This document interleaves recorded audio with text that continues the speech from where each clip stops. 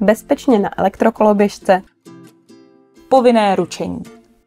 Pojištění odpovědnosti z provozu vozidla neboli povinné ručení musí mít od 1.4.2024 i některé elektrokoloběžky.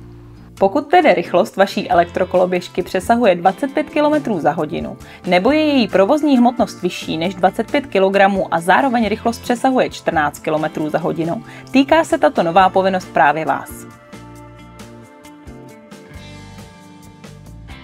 Údaje jsou vždy uvedeny v návodu výrobce a ve většině případů i přímo na elektrokoloběžce a akumulátoru.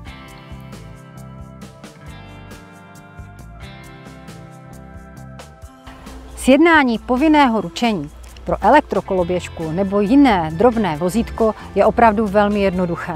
Stačí vám přístup na internet, přes naše webové stránky sjednáte povinné ručení doslova na pár kliků.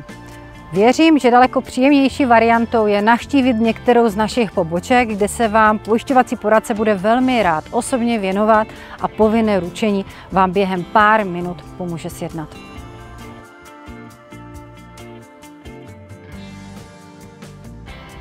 K sjednání povinného ručení na elektrokoloběžku nebo jiné drobné vozítko budete potřebovat pár věcí.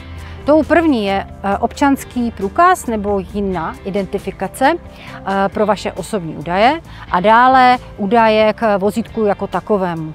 V tomto případě budeme potřebovat výrobní nebo sériové číslo, dále druh a značku, no a samozřejmě nás bude zajímat také pohon, v tomto případě elektropohon.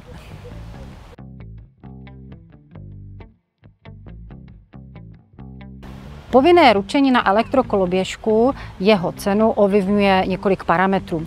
Jedním z nich je například věk pojistníka, majitele a současně třeba bydliště. V každém případě povinné ručení stojí řádově 200–300 korun ročně.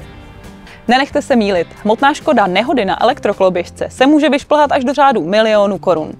Pojištění na tato drobná vozidla není drahé a může vám v případě nehody krýt záda.